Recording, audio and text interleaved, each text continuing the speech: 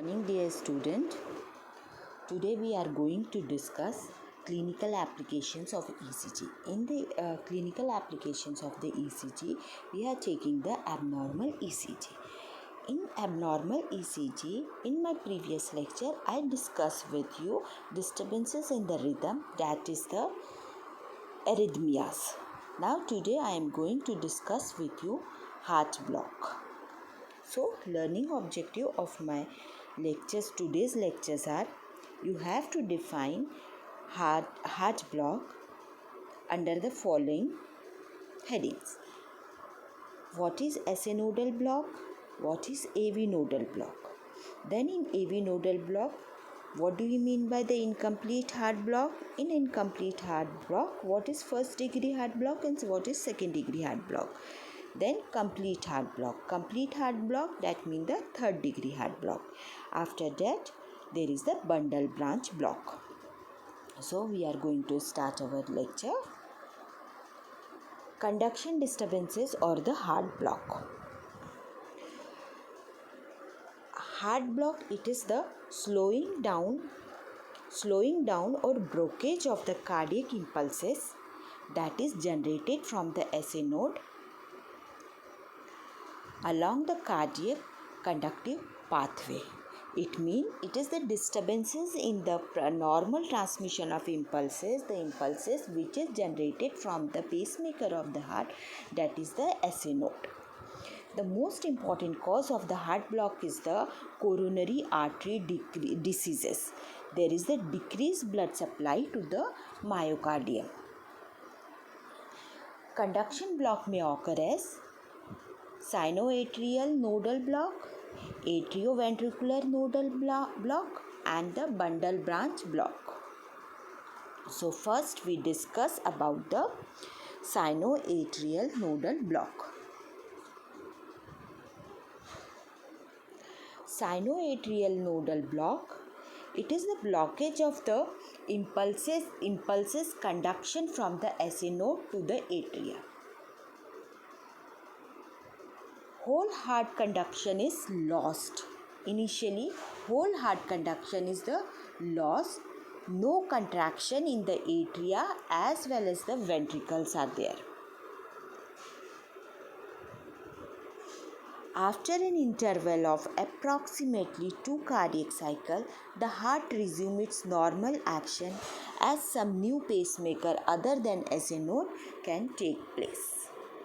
So the other part of the heart can act as the pacemaker and generate their own impulses. When they are generate their own impulses, the velocity of the conduction of the impulses or the generation of the impulses from the different part of the heart, like the atria or ventricle, it is much slow as the conduction it is the produced by the pacemaker of the heart.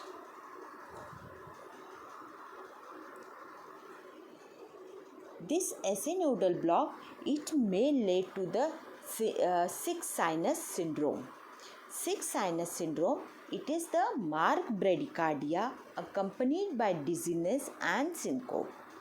The causes of the sick sinus syndrome is sinus bradycardia, SA nodal block, sinus arrest, that is the complete stoppage of the sinus discharge. So it is visible in the diagram also, there is the complete stoppage of the sinus discharge. So the other part of the heart, like the atria or ventricle, they generate their own impulses, but the rate of the conduction of the impulses is very slow as compared to the impulses that is generated from the sinus node.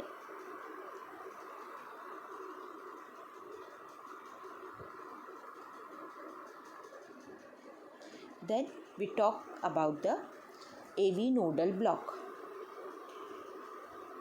AV nodal block or atrioventricular block, it is conduction is blocked in AV bundle, that is the bundle of His, due to the ischemia, compression, inflammation, extreme parasympathetic stimulation of the heart.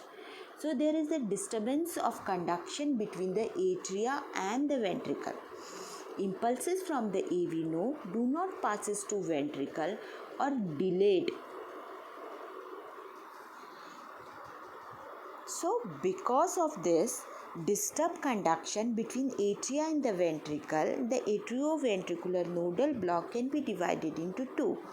It may lead to the incomplete or the partial heart block and the complete heart block. Incomplete heart block, there is the first degree or the second degree heart block. Complete heart block, that is the third degree heart block. When we classify the heart block, first degree heart block, in first degree heart block there is a constant PR prolongation without drop beats, mean there is the prolonged PQ or the PR interval less than 0.20, not actual blockage but delay of the conduction is there. When we talk about the second degree block, it is divided into the Weichenbach batch or the Mobitz type 1 or Mobitz type 2. In Mobitz type 1, there is the progressive PR prolongation and the one drop is beat.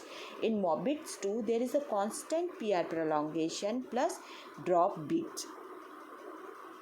When we talk about the third degree or complete heart block, there is the dissociation between the P and the QRS complexes.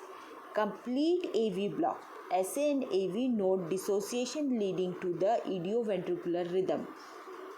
Ventricular escape as Purkinje fiber become a new pacemaker.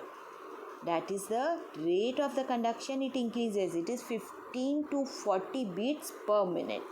So that is the third degree heart block. Now, first degree AV nodal block. In first degree AV nodal block, there is the slowing of conduction at the level of the AV node.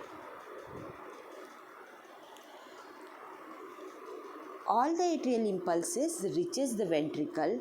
Delay in conduction of the impulses, mean here all the impulses which is generated from the atria is reaches toward the ventricle, but the conduction, there is a delay in conduction of the impulses, but the PR interval is abnormally long, more than 0.21 second. Mean PR interval, it is the prolonged PR interval is there. So it is visible in the given diagram, the PR interval normally it is the less than the 0.20.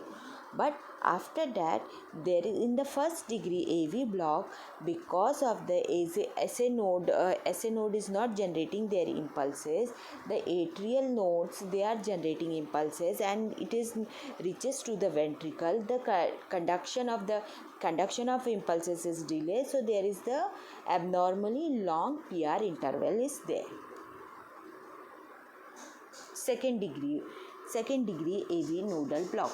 Not all atrial impulses are conducted to ventricles. There may be one ventricular contraction after every 2, 3 or 4 atrial contraction, producing 2:1, 3:1 or 4:1 block. Constant block is there.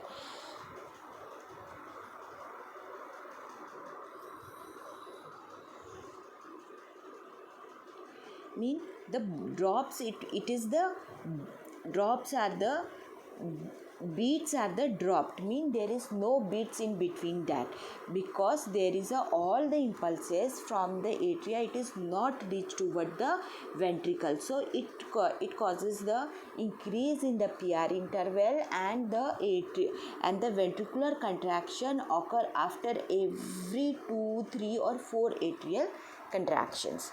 So it is the second degree heart block, it is divided into the two type, Mobitz type 1 or the Mobitz type 2. In the Mobitz type 1, there is the progressive PR. In the Mobitz type 1 or Mobitz type 1, there is the progressive PR prolongation followed by the drop beat.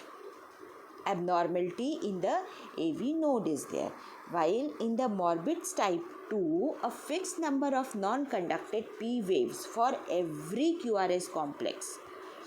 PR interval is a constant. Example 3:1 3:2, 2:1. So it is the abnormality in bundle of his Purkinje system. So it is abnormality in the bundle of his. So Morbitz 1, there is the progressive PR prolongation plus drop beat is present. In Morbitz 2, constant PR prolongation plus drop beats are there.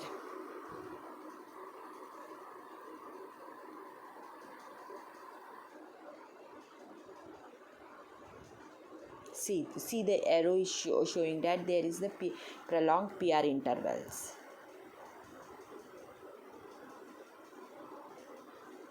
And in type 2 there is the constant prolongation.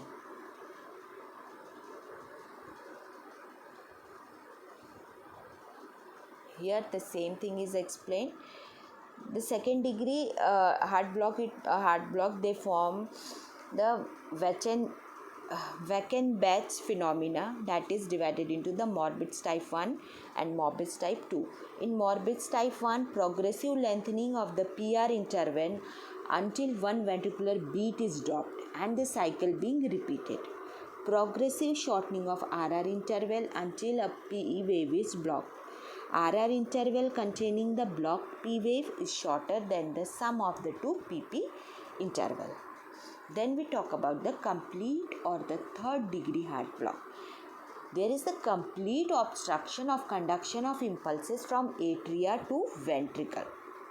So when the impulses it is not reaches from atria to the ventricle start producing their own impulses. The ventricle when produce their own impulses or rhythm, it is known as the idioventricular rhythm.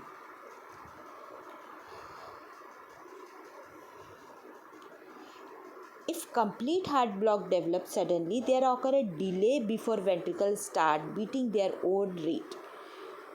During this period, systemic blood pressure also fall to a very low level. This complete or third heart block led to the Stroke-Adams syndrome.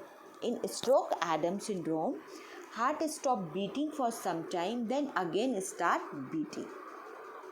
What is the Stroke-Adams syndrome? It is the fluctuating third degree AV block in heart with borderline ischemia of conducting system. When there is a complete AV block, brain cannot remain active for more than 4 to 7 seconds without blood supply. So there is no nutrition is supplied to the brain, so the brain is not active. So there occur the fainting occurs. The person may faint. Ventricular escape from overdrive suppression occurs in 5 to 30 seconds. After 5 to 30 seconds, the ventricle they can produce their own impulses. After that, there occur the rapid recovery from the faint and then to sustain the person.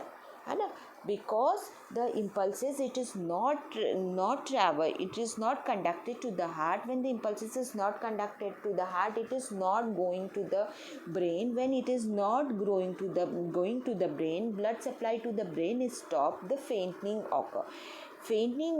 After some time, what happened, the ventricular they start producing their own impulses, then the brain the blood reaches toward the brain, and then fainting episodes it come to the normal level and the recovery of the patient from the fainting occur.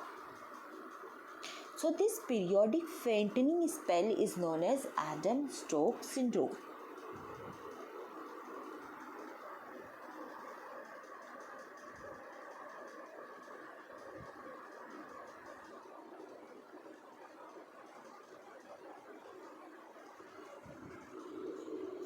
Now this is how the AV block is in ECG, how the AV block is there.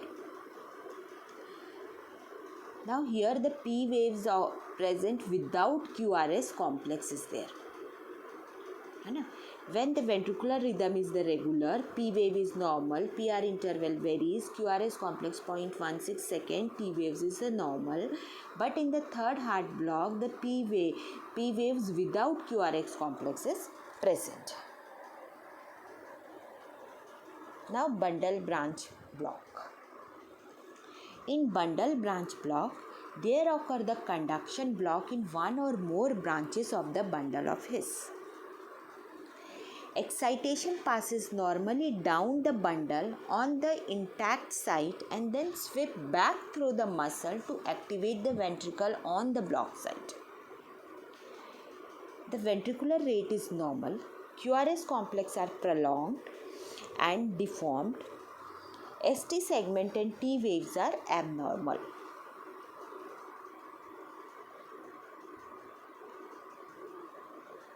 There also occur the split of the second heart sound. Bundle branch, it is divided into the right bundle branch and the left bundle branch. In right bundle branch, left ventricle contract before the right ventricle, and in left bundle branch, right ventricular contract before left ventricle. In the right bundle branch block, it occurs in the healthy individual or secondary to chronic pulmonary disease. The activation of right ventricle is delayed. In this right bundle branch block, the initial impulses activates the intraventricular septums just as in normal activation. Next, the left bundle branch activates the left ventricles. The impulses then crosses the intraventricular septum to activate the right ventricle.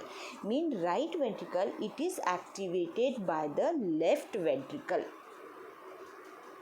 So the left ventricle is activated and it causes the left activation of the left ventricle.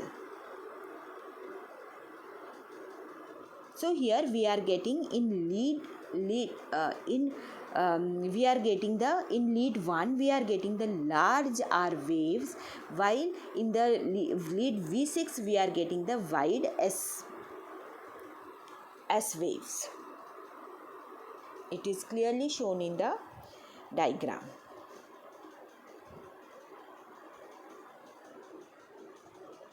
R wave vector, it is the larger as compared to the normal.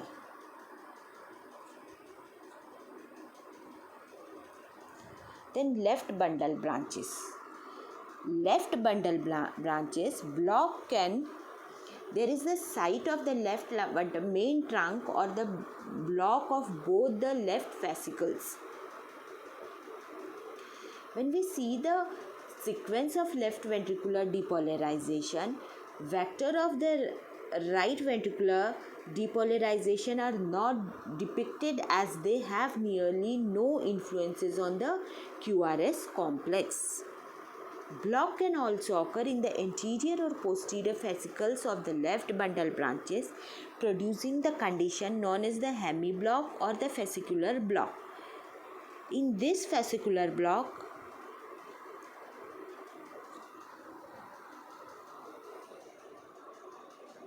or this left bundle branch is associated with the organic heart diseases, it is best diagnosed using the left precordial leads.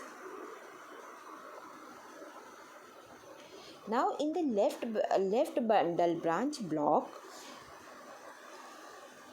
the ventricle, first the depolarization of the left ventricular side occur, and after that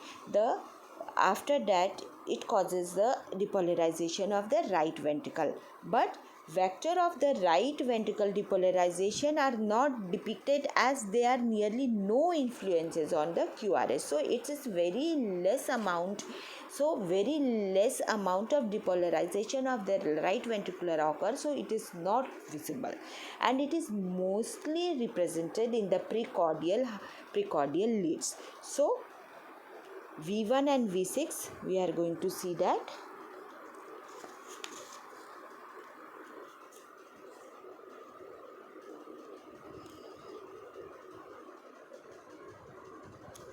When we characterize the